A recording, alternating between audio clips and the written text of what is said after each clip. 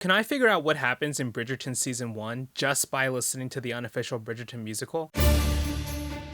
So, I've never watched Bridgerton before, and I don't really know what it's about. I know it's a Netflix TV show based on a series of books, it's an English period piece, and it's supposedly like pretty sexy, or at least that's what the ads I got on social media were saying. So when I heard that the creators of the unofficial Bridgerton musical were finally being sued by Netflix, I thought it was time to put this little thought experiment I had into action. Could I, as someone who's never seen Bridgerton before, figure out what happens in the show just by listening to the musical? Before we get into all of that, let me give you some context on what the album actually is. The unofficial Bridgerton musical is an album written by songwriting duo Barlow and Bear. The idea started in early 2021 when Abigail Barlow posted a video on TikTok. What a beautiful party. I'm looking up at the ceiling a lot. The chandelier is so sparkly. You never said sorry, guess you forgot. Or maybe you're not sorry at all.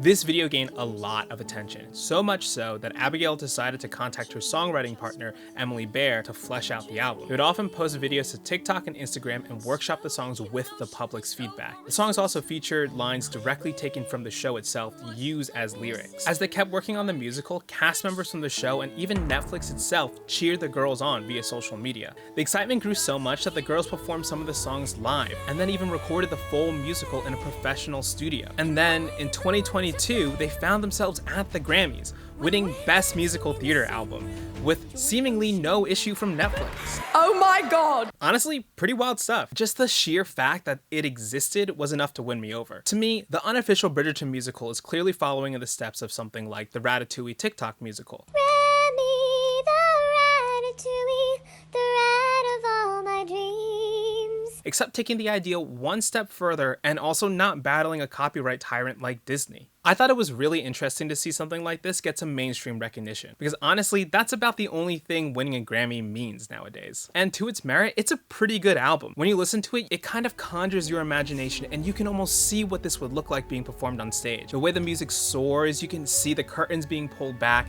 and the way the chorus members would be scurrying about on stage as the lighting changes to reflect like this beautiful English setting. And remember, this is coming from someone who's never seen the TV show. I honestly have nothing but praise for the unofficial Bridgerton musical. And clearly, so do many others. When Barlow and Bear announced that they would be doing a show at the Kennedy Center in Washington, D.C. with guest singers, they sold out the venue, with tickets ranging up to $149. And apparently, this is where Netflix drew the line, because just days after the show, Netflix sued Barlow and Bear for infringing on their intellectual property rights. I started reading the lawsuit, but stopped before it explained what Bridgerton actually is, because right before that section, there was a pretty interesting sentence. Barlow and Bear's conduct began on social media, but stretches fan fiction well past its breaking point. Let's focus on that phrase, fanfiction. Merriam-Webster.com defines fanfiction as stories involving popular fictional characters that are written by fans and often posted on the internet. I'll personally say that I don't think a musical interpretation of a source material is fanfiction, and you might be inclined to disagree. If so, leave a comment and tell me why. But for the sake of this discussion, I'd like to introduce every video essayist's favorite buzz phrase, fair use. Fair use is defined by Merriam-Webster.com as a legal doctrine that portions of copyrighted materials may be used without permission of the copyright owner, provided the use is fair and reasonable, does not substantially impair the value of the materials, and does not curtail the profits reasonably expected by the owner. Fair use is how many YouTubers and content creators are able to use copyrighted materials without explicitly getting permission from the copyright owners. Fair use is also subjective, so that means while many things are considered fair use, the only way to get an 100% for sure answer is to have it resolved in federal court, and that's according to the Copyright and Fair Use page on the Stanford Library's website. The site also lists 4 factors that judges consider when classifying something as fair use. 1. The purpose and character of your use. 2. The nature of the copyrighted work. 3. The amount and substantiality of the portion taken. And 4. The effect of the use upon the potential market. Now, I'm not a lawyer or even a fan of the law by any means. But it's really curious that this phrase was left out of the Netflix lawsuit. And in particular, I wanted to highlight the last 2 points when thinking of fair use. Although this doesn't change the fact that Barlow and Bear did make a musical based off a property that they don't own the creative rights to, depending on how much of Bridgerton I can figure out just by listening to the musical, perhaps we can see if this album is a substitute for watching the TV show, and thus maybe balancing the scales a bit towards making it a work of fair use. Keep those points in mind as I fall down this Bridgerton-shaped rabbit hole, but overall, I think what this lawsuit lawsuit and musical represent in terms of fair use and copyright could be really important in content creation moving forward. As we've seen with TikTok, no longer is the priority on who created the work, but how can you, as a creator, do your own version of the work and make it even better. The internet and social media have made the creation of art, or in this case, content, extremely collaborative, whether we want it to be or not. And oftentimes this means that the works created will be falling into a gray area of copyright classification and ownership. Not to mention the proliferation of fandoms as their own communities creating their own narratives around their favorite works. I think it's going to be really interesting to see how this whole lawsuit plays out, even if it's settled fairly amicably, because it could really affect how fair use laws and copyright laws are enacted on things created on the internet moving forward.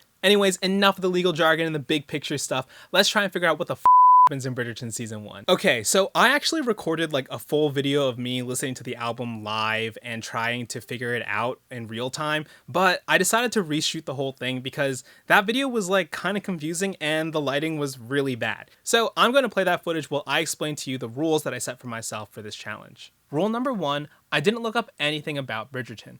This is probably a given, but I wanted to make sure that the knowledge I listed off at the beginning of the video, I know it's a Netflix TV show based on a series of books, it's an English period piece, and it's supposedly like pretty sexy, or at least that's what the ads I got on social media were saying, is all I knew. Even when I first started listening to the musical, I was content to leave it as just a musical that I listened to. See how happy I look when listening to the songs? Look, that's the ignorant bliss of someone who doesn't know he's going to spend another 72 hours making this video. This rule also applies to the production of the Unofficial Musical. Once I decided I wanted to make this video, I stopped looking up anything related to the production of the musical, and I didn't read into the lawsuit any further. So while yes, I have seen live performances and looked up some of the earliest TikTok videos when I first heard about the musical, I've now refrained from looking up anything else related to the musical to protect myself from hearing character names or discussion of plot points. This leads to rule number 2. I didn't look up any of the lyrics to the Unofficial Bridgerton Musical. In songs with multiple singers, lyric websites like Genius.com often tell you who's singing different parts of songs. The Unofficial Bridgerton Musical features only Abigail and Emily singing. Thus, when there are male characters who are singing, it's still sung by the women, and from what I understand, mostly Abigail. And although the duo do a fantastic job at pitching their voices differently, it's still pretty hard to tell which character is singing since I've never seen the show. Here's a clip from the original video of me reacting to that. So there's a lot of voices going on here. I truly couldn't tell you how many characters. I feel fairly certain that if I were to go to Genius or another lyric website, I'd be able to see the different sections split up by singer and character. So in order to protect myself from that, I just listened to the musical and deciphered the lyrics as I heard them, which probably led to some misunderstandings. And lastly, rule number 3, which is less of a rule and more just something I wanted to say. Any clips or TikToks I've used or will use of Barlow and Bear were downloaded after the recording of both of these videos. On the honor system, in case I do see or hear something that would lead me to change my mind, I won't go back and try to revise my prediction of what Bridgerton is, because I'd rather just give this the old college try. Okay, now that all that's out of the way, let me tell you what I think happens in Bridgerton Season 1 just by listening to the Unofficial Bridgerton Musical. Okay, so I'm just about finished editing the video. It's like midnight. There's some stuff in there that when I was looking up videos to put in the first half of the video, and I was like, oh my god, I can't believe that I said that. So on the honor system, like I said, I'm not going to go back and change anything. So what you see is what you get. So here's an unnecessarily detailed explanation of what I think happens in Bridgerton. Bridgerton is a period piece set in Grosvenor Square, London, 1813. It's the start of the social season, and the series picks up on one of the most important days in Grosvenor Square. To quote the song "'Tis the Season," it's when London's married-minded misses must be perfectly perfect and meet every expectation so their reputation may be dictated by the Queen. Listen, if you think that's dated, I mean, it's 1813 England. So it seems like the show is mostly focused on the Bridgerton family. Most importantly, Daphne Bridgerton. The Bridgertons are a shockingly prolific family, known for its bounty of perfectly handsome sons and perfectly beautiful daughters. So as if it wasn't enough that their last name was the title of the show, they've also got great looks. Daphne wants to follow in her parents' footsteps and marry for love, which apparently is not something normal that happens in Grosvenor Square, London, 1813. Daphne's father has passed away, leaving her mother, a countess, widowed. That means Daphne's oldest brother, Benedict, is considered Lord Bridgerton. Alright, and before all of you rush to the comments, this is actually the one thing I'm going to fix, only because the album makes it super clear that Anthony is Lord Bridgerton, and I just recorded it wrong because when I was writing like this whole thing down, I swapped Anthony and Benedict's characters in my head and just, said it all wrong. So I'm going to throw in a robot voice every time I say the wrong name. You won't be able to miss it. Alright, let's run it back. That means Daphne's oldest brother, Anthony, is considered Lord Bridgerton. Among the other Bridger kids are Benedict, and Eloise. There's also possibly another Bridger brother named Colin and another Bridger sister, but when the whole Bridgerton family is introduced, Abigail and Emily are just talking in various voices, so it's really hard for me to understand who's who. I feel like a princess. Do I look like one?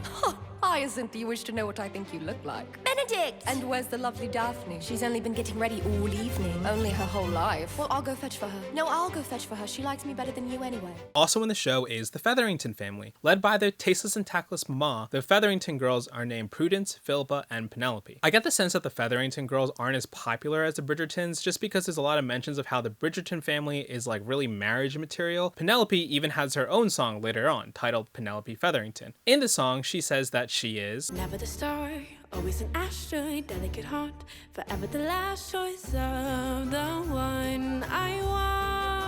That's really sad. I'm going to predict that since Penelope gets her own song, she's probably the main focus out of the three girls. In her song, Penelope seems caught up in a fairy tale type of love, stating that she won't be Cinderella and that she's more on the outside. My guess is that Penelope will end up with someone who loves her as she is, but it'll be that classic song and dance where it'll take time for Penelope to reconcile that feeling within herself. In her song, she states wanting an offer from a Bridgerton, but in classic storytelling fashion, I don't think she's gonna get that, because you don't get what you want, because what you want is actually bad for you. I'm going to predict that over the course of season 1, Penelope will end up with someone who sees her as a star. Too optimistic? And also really quick, like 90% of the characters, if not more, are all some sort of royalty here. I don't really know like the delineation or the hierarchy of how Grosvenor Square, London, 1813 royalty works, but just take it that they're all some sort of royalty and that everything they're doing is all super fancy and is probably like all in a castle. Anyways, at the end of the first song, "'Tis the Season," the young adults finally attend a dance where they are introduced to the queen. The Featherington girls' entrance sounds like it doesn't go super smoothly. It sounds like one of them or all of them pass out because they can't breathe in a sequence that was probably ripped straight from the show itself. Think I forgot how to breathe. But Daphne's entrance sounds perfectly perfect. The way the music transitions to this ethereal tone as she enters, you can almost see the spotlight coming down on her as the other actors are in slow-mo around her. It's honestly so good. It's one of my favorite parts of the whole musical. Don't trip, don't falter, just make it to the altar. There's a fleeting vocal that's hard to pin down, but I think they sing "Talk of the Season," which bodes well for Daphne. At the end of the song, she has an exchange with someone, I think it's her mother or the queen, who says, Flawless, my dear. and Daphne replies, Did that really just happen? so it sounds like everything went perfectly perfect, and she met every expectation. That is, until the next song, Lady Whistledown. In the song, a collective of ladies sing in hushed whispers about secrets and gossip. It seems like there's this report called the Lady Whistledown, which collects all these reports and secrets about London's married-minded misses, and it goes out to a lot of people. And whatever is in this report tanks the reputation of the Bridger sisters, and in particular Daphne. In the song, there's a lot of whispering of Eloise and Daphne's names, and then the word scandal over and over again. So my guess is that Eloise probably did something unladylike, ended up on the Lady Whistledown report, and Daphne is just another casualty in this because they share the same last name. Or another guess is that Daphne might be the unfortunate victim of a fake rumor. Eloise is relatively unbothered by what has happened, it seems. She has her own song titled "If I Were a Man," and it seems like Eloise really doesn't jive with a woman's status in Grosvenor Square, London, 1813. She really wants independence and power and freedom, the same thing men get, hence the title, "If I Were a Man." But if I were a man, I'd go to Japan, maybe play in the sand, and learn to speak French. I'd have the whole world in the palm of my hand. I'd finally do what I could, but I can't. If I were a man. back to Daphne, she meets a character named Simon. Now, for some reason, Barlow and Bear don't give Simon his own song, even though he's in the rest of the musical. So I don't really know what his whole deal is, but I get the sense that he's kind of a boy, or maybe I just saw that phrase being used in ads when season 1 first came out. We first meet Simon in song 5, The Ruse. Simon pitches this idea to Daphne that will solve both of their problems, because I guess Simon also has some problems too. To quote the song, he says to Daphne, "We will convince them there's a flame between us, and you will be the diamond of the season once again." To which Daphne replies, "And you will have reinstated your freedom." So again, I don't know what Simon's whole deal is, but I guess if he and Daphne are together, it means her social status is going to go way up. So he must be super royalty or something. But when she says that his freedom will be reinstated, I guess I'm still a little confused about what that means specifically. Is his freedom just to mess around with other women, hence the boy phrase from before? But then again, I don't understand how being with Daphne makes that okay, unless he has to be with someone who's in the royal class, which means that he just needs to be in a public relationship. Let's just go with that. So being with Simon must mean somehow you're still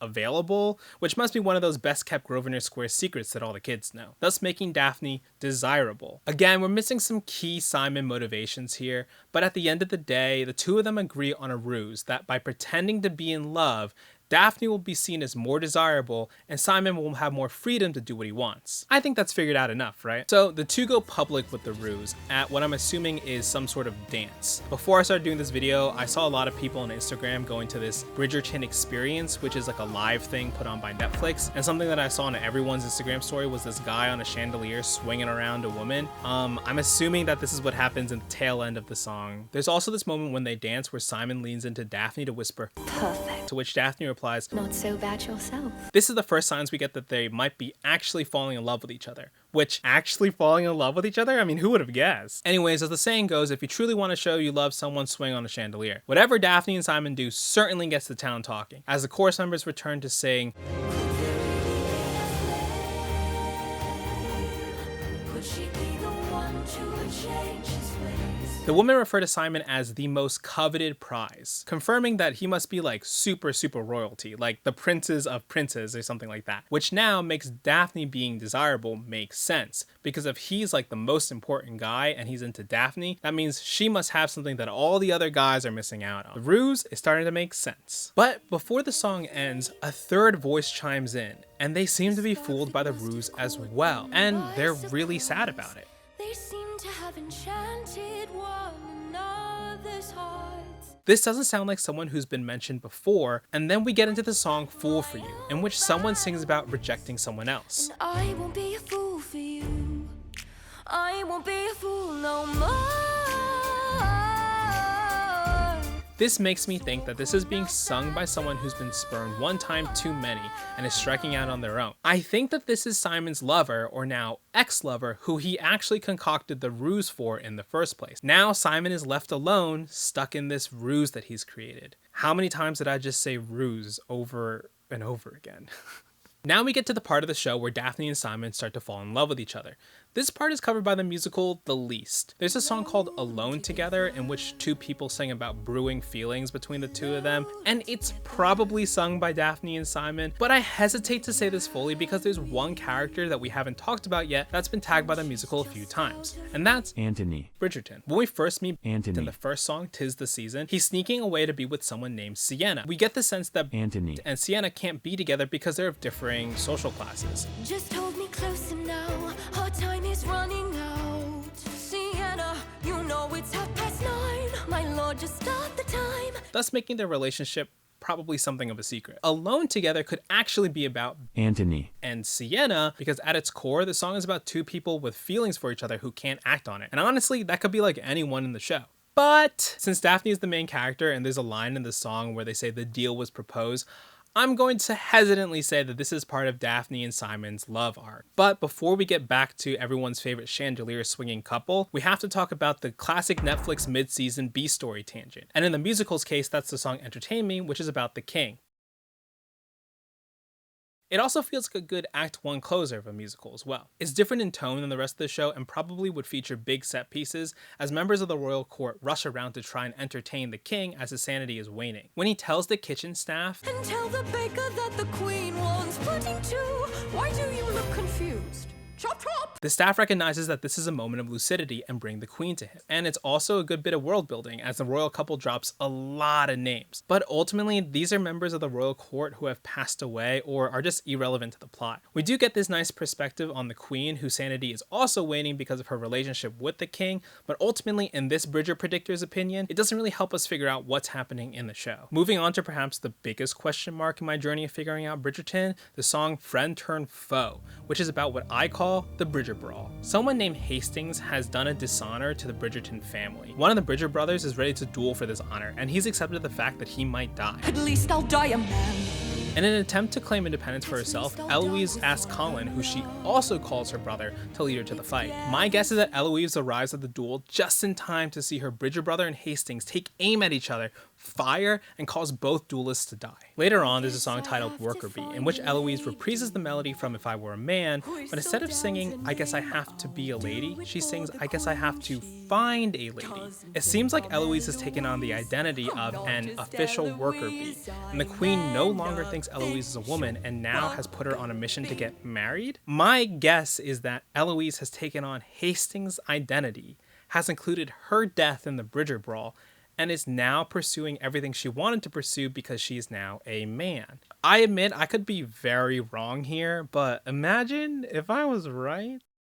Back to the main story, at some point Daphne and Simon got married and are now on their honeymoon, which yeah, I'm just as surprised as you are. In the song Burn For You, Daphne sings, This is what you call a honeymoon. Based on what happens with the rest of the musical, I don't think they're actually married, but also it is Grosvenor Square, London, 1813, so maybe it's just customary for weddings to happen that quickly. Anyways, this is the moment where Daphne and Simon reveal that they have feelings for each other. It starts off with a conversation about how they feel bad for stealing each other's fates, which then turns into them saying that they burn for each other. But I burn for you. There's a musical sex scene, I guess, where it ends with them saying that they're moist for each other, which I really, really hope is a line taken from the TV show. I'm always thinking of you. I'm always dreaming of you. They move into their real honeymoon phase, which is the song Every Inch. But I think the fallout of the Bridger Brawl, plus the possible return of the third voice from The Ruse and Fool For You, contributes to Simon betraying Daphne in some way. But whatever happens, Daphne's trust in Simon is broken. There's some lines in the song Burned Me Instead in which Daphne sings about the well being poisoned, which I hope I don't have to explain, but it feels like the trust that she placed in Simon as a lover has now been betrayed, and her hope of marrying for love has now been dashed. So by the end of Burn Me Instead, we get the sense that Daphne is breaking away from Simon. With 2 songs left, as the musical wraps up, there's a lot of storylines that are left unanswered. We don't 100% know what happened to the Bridger brothers, Benedict and Anthony. We don't know which one of them was involved in the Bridger Brawl and which one of them might be a Bridger body. We also don't get a sense of what happened with the Featherington girls, but I have my prediction in the beginning. And Eloise just kind of like disappears, which I don't know is like the best thing to do if one of your sisters is in a crisis and one of your brothers might be dead. But the show must go on as we move into the second to last song, Balancing the Scales, which is from the perspective of the Bridgerton matriarch. It's focused on her feelings of her children leaving the nest and feeling like she's failed in preparing her children for the world as she sings to her deceased husband. Unfortunately, it doesn't really help us figure out the plot of the show, besides making me think that there's probably a reunion between the mom and her kids as they reflect on all the happenings of the social season. Finally, we're at the end of the musical. It's my favorite song, and it's also the song that started the creation of the unofficial Bridgerton musical, Ocean Away. Sung by just Daphne and Simon, the two are in some sort of phase of being broken up or divorced. Again, the musical leaves out a lot of plot points in favor of the more emotional songs about their relationship because they probably assume you've seen the show before. The two find themselves at a party with a very sparkly chandelier. The chandelier is so sparkly. And every time they drink champagne, they see each other's faces apparently, which leads to the very clever line, I can't even drink champagne, no, without seeing your face. This not only refers to how the scene is shot and edited, but it also tells us that they probably still have feelings for each other. It's a classic mix-em-up of feelings. Despite being in the same room, they both feel an ocean away from each other. At some point, they do come together, and they decide to forget the ache of yesterday and go dancing in the rain. This is probably a great scene in the TV show. It's probably awesome. As for the musical, they just sing the chorus over and over and over again. Again, I really love this song, but in trying to figure out what happens in season 1, I can only do so much with when we're dancing in the same room and you're an ocean away. There's a fleeting line that they both sing. I know you think that I should should change, but nothing in the world could sway my way. This shows that Simon and Daphne, while they do still have feelings for each other, they both are very much wedded to their idea of what their fate is. For Daphne, that means marrying for love. For Simon, that means freedom, or whatever his idea of freedom is. So there's still obviously a lot of unresolved issues with their relationship, but as the song puts it, it seems like they're more than happy to dance in the rain with each other. And that's about how the musical ends. So cue credits, the play next button. That's Bridgerton. And just to go the extra mile here, I'm also going to guess where each song takes place in the first season of Bridgerton. Assuming that this is a 10 episode series because Netflix budgets were a little bit higher back then, this is where I think each song goes. Tis the Season is the entirety of episode 1. Lady Whistledown is the tail end of episode 1 into episode 2. If I Were a Man is episode 2. Penelope Featherington is probably a combination of episodes 1 through 3, but would occur in episode 3. The seed for the ruse starts in episode 1, the discussion occurs in episode 3, but doesn't fully come to a head until episode 4, in which Fool for You happens at the end of episode 4. Episode 5 is the kind of developmental episode where we bring focus back to our mid-season tangents. Alone Together happens in episode 5, while the seeds of the Bridger Brawl are planted, as well as shedding light on the king and queen situation. Episode 6 is where the Bridger Brawl in Friend Turn Foe occurs in earnest and in tandem with what's going on with the events of Entertain Me, which leads us to episode 7, where Daphne and Simon are away on their honeymoon singing Burn For You while Eloise adopts the worker bee identity. Episode 8 is Every Inch and Burn Me Instead, as it features the rise and fall of Daphne and Simon. Episode 9 is Balancing the Scales, where Daphne probably returns home to console her mom. And finally, episode 10, Ocean Away, where they drink champagne and keep staring at each other. So, this has been my prediction of what happens in Bridgerton Season 1 just by listening to the Unofficial Bridgerton Musical. So, did we figure out if this musical is fanfiction? I don't know. Did we figure out if this is a work of fair use? I can't make that call. I'm not a judge. But did we figure out what happens in Bridgerton? And I think we did. It's actually a pretty classic story. A girl wants to marry for love, so she pretends to be in love with a fuckboy to raise her reputation. Then she realizes she's actually in love with him, so they get married, but then his past comes back to haunt them, and so they break up, but then they go dancing in the rain with each other and they don't resolve any of their issues. It's a classic story. Anyways, how close did I get? Should I watch the actual Bridgerton now? Leave a comment and let me know what you think. Don't forget to subscribe, and to all you Bridger peoples, thanks for watching.